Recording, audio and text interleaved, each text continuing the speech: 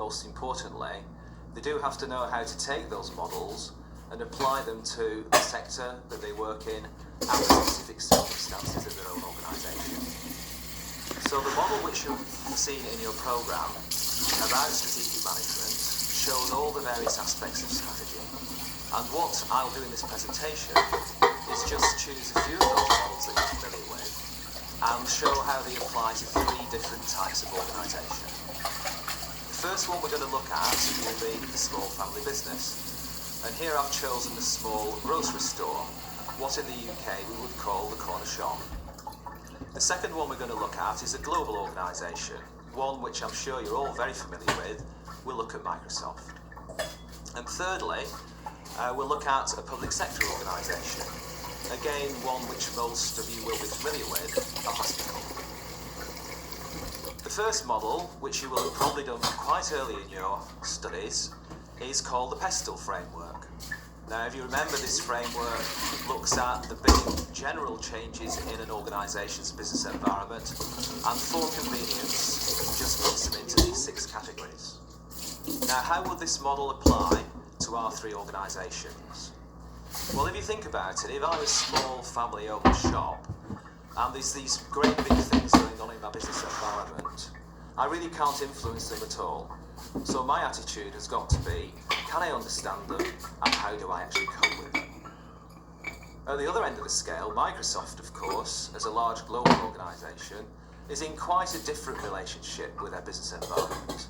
They're big, therefore they don't just have to cope, they can influence what goes on, at least in parts of the business environment. Indeed, in the case of Microsoft, we all know they've gone beyond that. They've actually created quite big parts of the business environment, both for themselves and for others. Obviously, the whole issue of information technology. But even for strong, big organisations, there'll be parts of that business environment which can be difficult for them.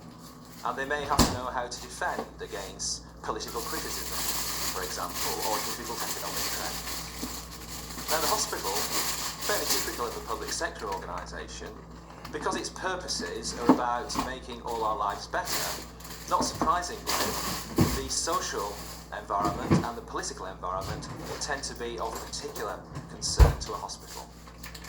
Now, within those general trends in the business environment, we also need to understand those changes and trends which are much closer to an organisation. In the private sector, we would call it the competitive environment.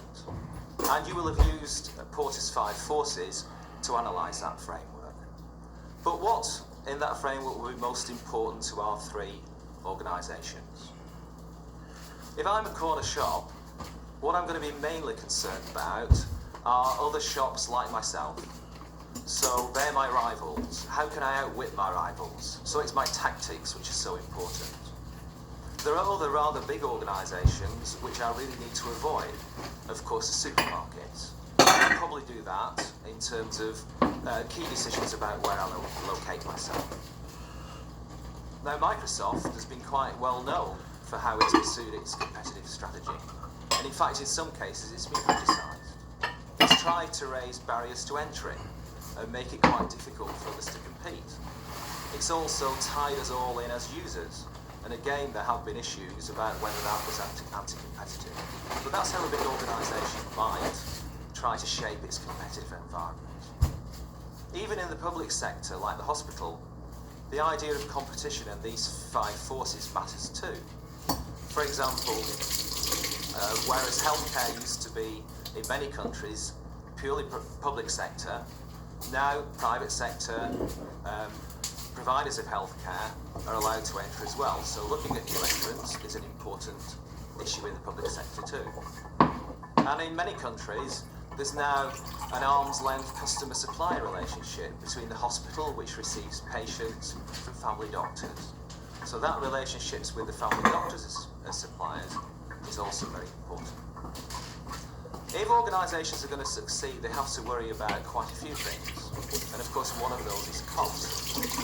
And this is a model you will have seen about how an organisation can actually become more cost efficient. But of course, not all of 4 of these forces are going to be equally important to all organisations. So let's see how they would apply. In the shop's case, small business trying to compete or avoid supermarkets, in fact they have very few cost advantages. So this means that they wouldn't try to take on the supermarkets in terms of price. They'd have to win in some other ways, and we'll look at those later. Microsoft has got two major areas where it can get major advantage in cost over its competitors. First of all, incredible economies of scale. It costs several $1 million to produce the first copy of the software and just a few cents to produce the second.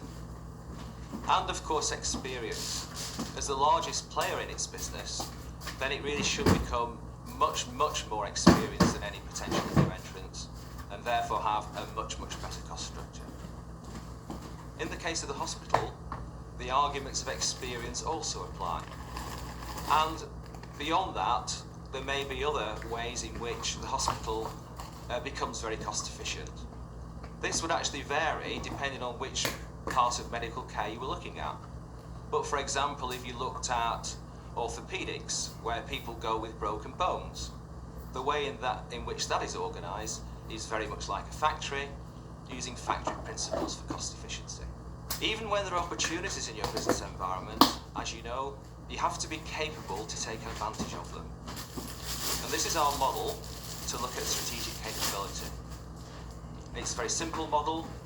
It tells us, first of all, that capability is partly to do with resources, that's things that you have, and also to do with things that you do and how competent you are at those. And the top line of the model is concerned with the basic level which you must achieve if you're going to stay in business, and the bottom line is about competing better, having advantage, or in the public sector we'd probably call this being recognised as excellent. So when we look at the shop, the corner shop, how are they going to win? What are they going to be better at than, say, the supermarkets? Well, really, it's going to come down to two things. They're not going to be able to compete on price, so they must provide better service. So service is a core competence. But in fact, that core competence only exists because they have a unique resource, and that unique resource is the owner-manager of the business. Microsoft has really found its market dominance not because it has individual products which are better. I don't think Word is the best word processing package. I don't think Excel is the best spreadsheet. But what they do is allow us to integrate all of those separate packages. And therefore, they actually provide us with solutions which customers value. So that's the core competence of Microsoft. In the hospital, their capability and success would vary very much by specialty. Again, if we look at orthopedics, fixing broken bones, then in fact the competencies on how you organise that factory would be very important indeed. In contrast, if you're looking at lead-edge medicine, perhaps brain surgery, the competence probably exists in a few very clever medical doctors. In other words, it's the unique resource which helps them win. Strategy is also about some softer things that in the book we call expectations and purposes. And this is a diagram that tries to look at what those softer issues are. And it tries to answer the question, what determines the purposes of an organisation? Why do they pursue some things and not others? And it's really to do with two sorts of things. On the left-hand side, these are what we would call the political pressures. And on the right-hand side, we call them the cultural pressures. Now, if I run my own family business, the thing which will determine more than anything what we do and what we don't do is simply the dominant owner, the wishes of the dominant owner. So there we have, in the bottom left-hand box, the dominant stakeholder, the person who owns the business. Microsoft, like all big businesses, is a complicated mixture of these pressures. It is slightly unusual because it too is very dominant in its industry, more dominant than you would find in many other sectors. But it has run into some difficulties in the top two boxes in the model. Issues about corporate governance and issues about business ethics. Organisations tend to develop approaches which might work well in your home country, but in fact don't work quite so well when you try to globalise and move all around the world. So governance and ethics are very critically important issues for globalising organisations. Now the thing about the public sector, the hospital, is that all of these forces are going to shape the purposes. They're often in contradiction to each other, and public sector organisations are trying to sort out purposes whilst they're very much in the public eye. So this is quite difficult for public sector organisations to get it right. So organisations have to take what we call an ethical stance. And this diagram really looks at a spectrum of stances. Number one is about really the business of my business is just business. And if government wants us to do other things, they'd better change the laws.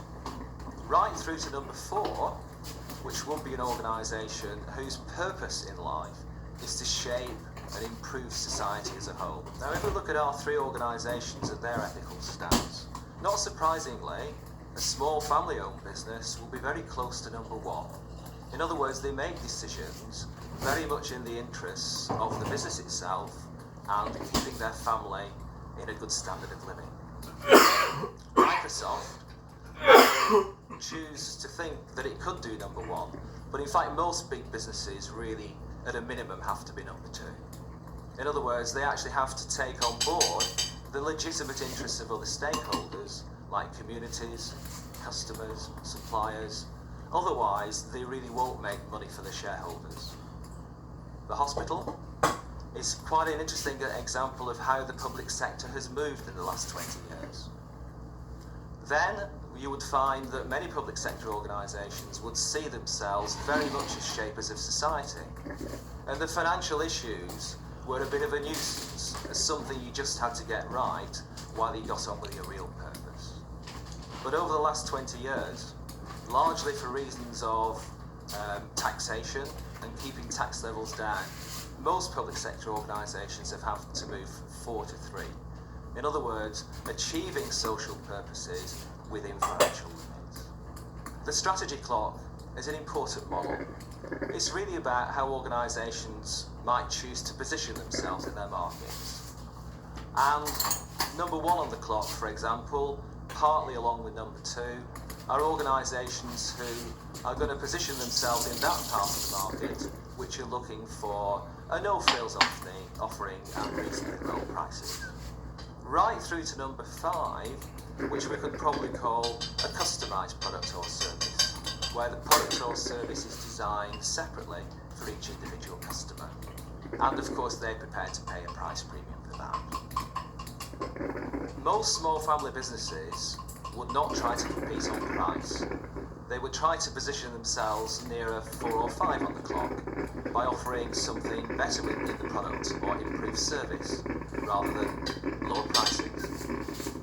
In contrast, big businesses like Microsoft probably eventually are trying to work themselves towards number 3 on this clock, because number 3 on the clock is quite difficult to compete against, because what it says is that we offer both the best benefits in our products and service and also the best prices as well. The public sector, mainly because it receives taxpayers' money, the expectation is that most of the services will be near probably number 2 on the clock. In other words, cost efficient but good quality, but not having things that the taxpayers not really prepared to pay for. But of course that's not true of all the specialisms in a hospital.